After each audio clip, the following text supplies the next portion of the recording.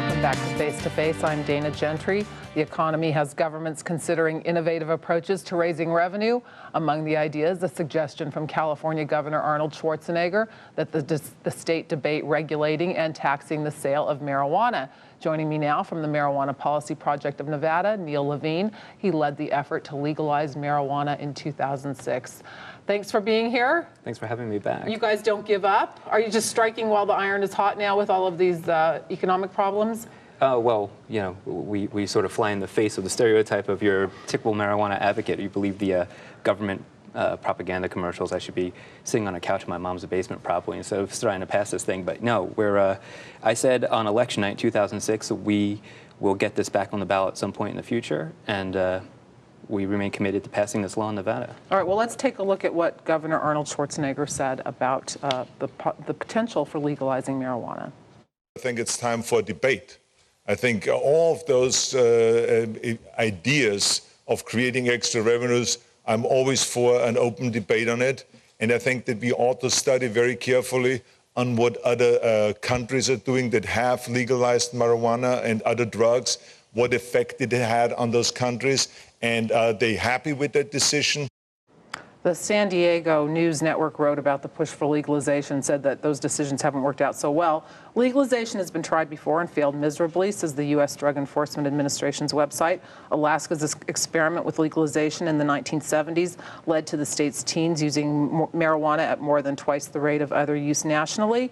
This led Alaska's residents to vote to recriminalize marijuana in 1990. The Dutch have found success, but the Kingdom of the Netherlands doesn't have a Bakersfield. I'm not sure exactly what that means, but Not sure either. you know, you guys always argue that by legalizing marijuana for adults, it would keep it out of the hands of kids. You really don't believe that. There would still be a black market for marijuana, wouldn't there? Well, I didn't argue that. What I said was that, that our laws don't work.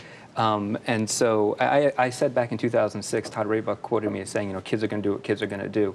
But as a society, what we can do is we can treat this in a more responsible way. We can put regulations, we can put controls, and we can tax it. Right now, we're trusting drug dealers to decide who can buy marijuana, where we can take it. We're talking about something that's safer than alcohol. And we can put it into a tightly taxed and regulated market. We can put it on a we-card system. We can control entry. We can decide where these establishments will be.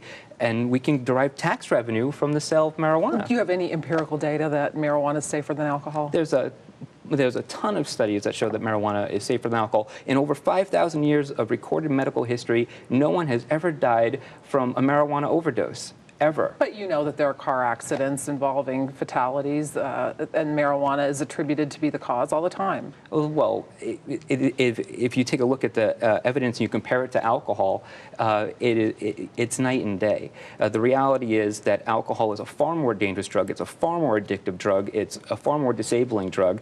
And as a society, we decided it was much better to take it out of the hands of gangsters and regulate it and tax it. And you take a look at all the violence that's raging on the southern border right now. It's the exact same situation that we were looking at when alcohol prohibition was decided to be a failed policy. In fact, I want to show you the Contra Costa Times wrote about public support for legalized marijuana. They said a field poll in April found 56% of California voters now favor it.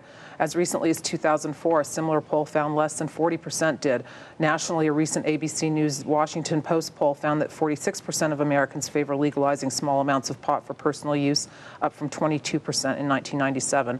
What do you think that is? Do you think it's the futility of fighting this drug war against marijuana, or do you think it's the violence in Mexico that's associated with the marijuana drug war? If you plot it out on a graph from the national polling from the 70s till now, as Nate Silver did, it looks like that. And the reason is we're in the information age. We're in the age of the internet, and the facts are on our side. So you have a government that has spent literally billions of dollars on propaganda telling people that marijuana is a far more dangerous drug than it is, and confusing causation with correlation. And when you look at this in a pragmatic way, marijuana is safer than alcohol. It is a substance that is has been called therapeutically safe, not just by us. We're talking about, you know, the IOM. We're talking about the RAND Corporation in studies commissioned by the British government. The reality is the laws don't work. It does cause violence. It does cause crime. We have this enormous untaxed marijuana market that we could tap into. It already exists. Marijuana is the #1 cash crop in the state of California right now.